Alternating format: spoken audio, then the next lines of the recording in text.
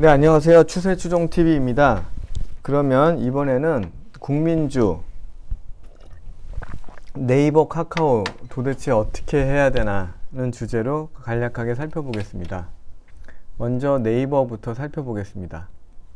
저는 이제 추세추종을 추세를 따라가야 된다는 주장을 많이 하고 있고요.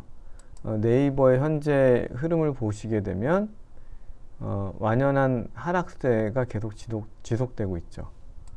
그리고 앞으로 쭉 돌려보면 작년 7월 달에 46만 5천원 고점을 찍고 현재는 15만 8천원까지 떨어져 있어요. 그러면 이제 많은 분들이 고민을 하겠죠. 여기서라도 던지고 매도해야 되냐?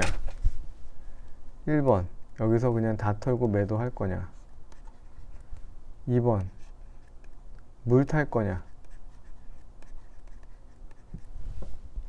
일단 이 두 가지 정도를 고민할 수가 있겠죠.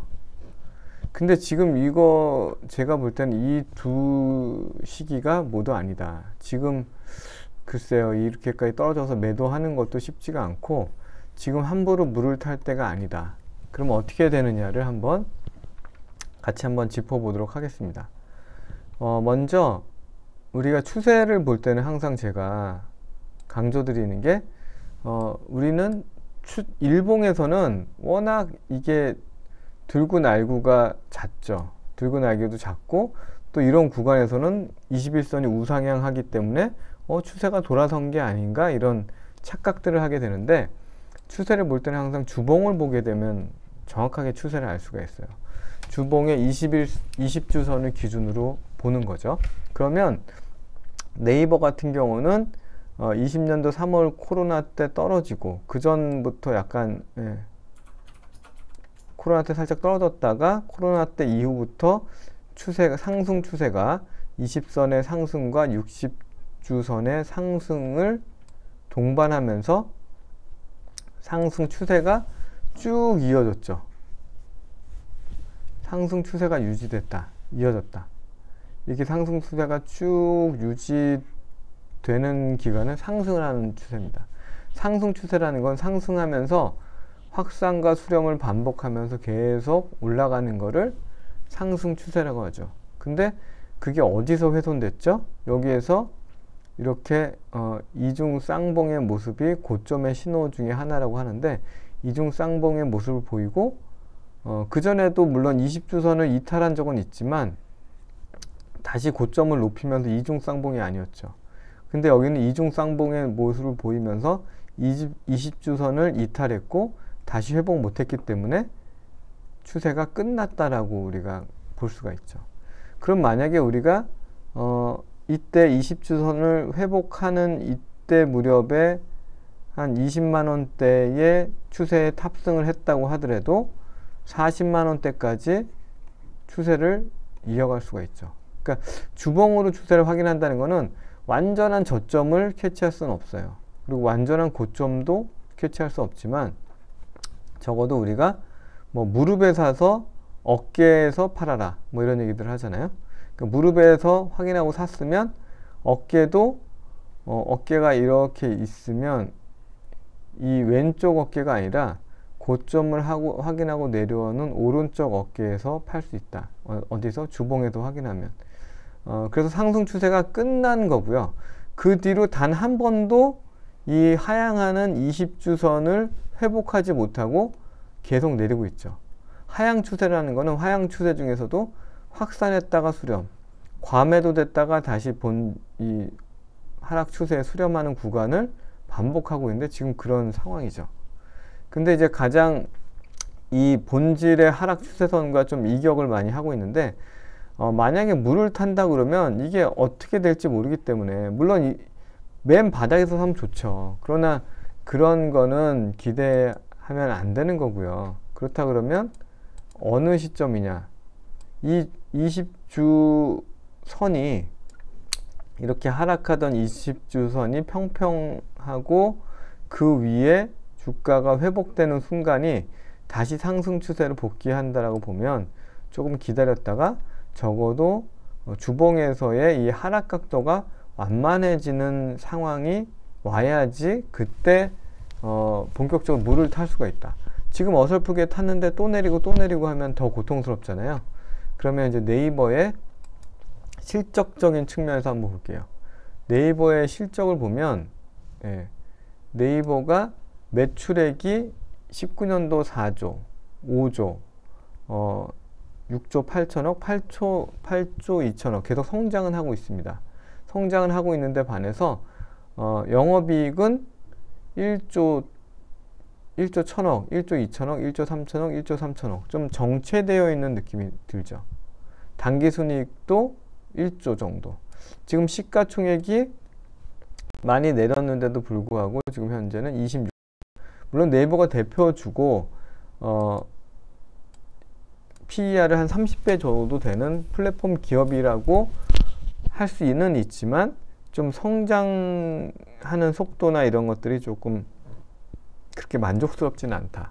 그래서 많이 내렸다는 이유로 여기서 급하게 진입을 하거나 물을 타지 마시고 적어도 일봉상에서도 21선의 하락이 수평하게 1차적으로는 일봉상에서도 21선의 하락이 내려가던 것이 수평으로 가면서 지금 현재는 내려오고 있는 이런 그 60선을 적어도 이런 모습 정도는 나와줬을 때 매수, 물타기를 고려하는 것이 맞고요.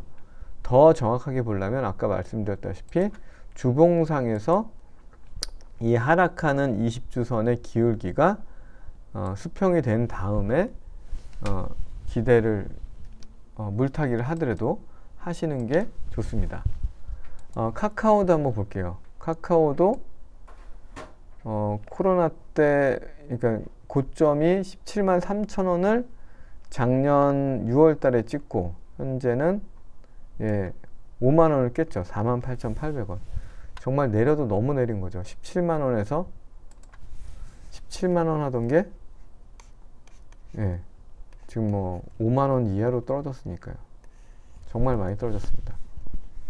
그러나 얘 또한 지금 61선은 계속 이렇게 하락하고 있고 21선도 잠깐 올라간가 싶더니 다시 또 하락을 하고 있죠.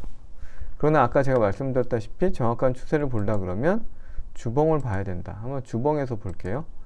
주봉에서 보면 완연하게 보이죠. 완연하게 카카오가 코로나 때 25,000원대서부터 시작을 해가지고 20선이 위에 있고 60주선이 밑에 있으면서 계속 추세 상승을 하죠. 이 위에서 확산했다가 수렴했다가 확산했다가 올라가서 수렴도 안 하고 여기에서 갑자기 20주선을 강하게 뚫어내리는 장대 음봉이 나오면서 특이하게도 한 방에 그냥 추세를 끝내버리는 이런 장대 음봉으로 20주선 추세선을 깨고 내려왔다는 것은 추세가 많이 훼손됐다라고 봐야 되고요. 그 20주선이 있고 결국에는 확산과 수렴, 확산과 수렴 이런 절차를 보이죠. 이렇게 했다가 최근에도 수렴, 이런 확산. 그러니까 수렴하는 구간에는 상승하는 것처럼 착시 현상이 있고 일부 하락 구간에도 오르긴 하죠. 그걸 수렴 기간이에요. 반대로 상승하는 기간에도 확산했고 수렴했고 확산했고 수렴하면 수렴하는 기간에는 내리는 것 같지만 장기적으로 보면 상승 추세를 보이고 있는 거죠. 그래서 카카오도 마찬가지로 하락 추세에 있기 때문에 현재 5만원이 싸다라고 여기서부터 장기 투자 이런 생각으로 접근하시기보다는 적어도 주봉에서 20선이 내려오던 것이 좀 평평해지는 거는 1차적으로 보셔야 된다. 이것도 과거 사례를 보시면 내려오던 20선이 적어도 여기 이제 약간 이중바닥 모습을 보죠. 이렇게 이러면서 그 위에 강하게 올라오더니 쫙 상승하는 모습이 보이죠. 그 전에는 아까 말씀드렸다시피 잠시 그냥 수렴 확산에서 수렴 확산하는 과정, 하락 추세는 정해져 있고 수렴 확산이기 때문에 결국에는 내려가는 그림이란 말이죠. 적어도 얘가 수평이면 좋고 이중 바닥이면 더 좋고 이런 모습을 봐야 된다. 일봉에서도 마찬가지로 현재는 일봉에서도 완전히 무너진 그림인데, 이게 파란 신호등이 화살표가 다 매도 신호거든요. 쭉 매도 신호가 여기에서만 잠깐 나왔죠. 잠깐 숨을 돌리고 이 기간에는 20선도 살짝 우상향 하는 것 같았는데 60선 더 장기선은 여전히 상승하지 못하고 있었죠. 그래서 하락하고 있기 때문에 일봉상에서도 본다 그러면 적어도 20선이 내려오는 게 수평이 되면서 먼저 이렇게 내려오던 이 장기 60선을 먼저 돌려 수평이 되면서 올라오고 얘도 수평이 되고 이 위에 있는 정도 위치는 적어도 지금은 여기 있잖아요. 지금 여기 있는데 적어도 이 위에 올라오고 20선이 돌아서고 60선도 이렇게 좀 하락도 완면해주는 이 정도 그림은 나와야 여기서 물을 타더라도 탄다. 그러나 가장 확실한 시점은 주봉에서 20선이 주봉이 내려오는 이 하락 추세선이 수평해주고 아니면 이중 바닥으로 하면서 완전히 올라왔을 때 본격적으로 물타기 하시면 손실을 줄일 수 있고, 또 이렇게 관심을 갖고 계신 분들도 수익권에서 계속 보유할 수 있는 가능성이 있기 때문에 이런 전략으로 보시면 더 좋을 것으로 생각됩니다. 카카오의 실적도 보면 카카오의 지금 현재 시총은 23조 정도, 22조 6천억, 네이버보다 좀 작죠. 근데 카카오의 매출을 보면 성장성은 더 좋습니다.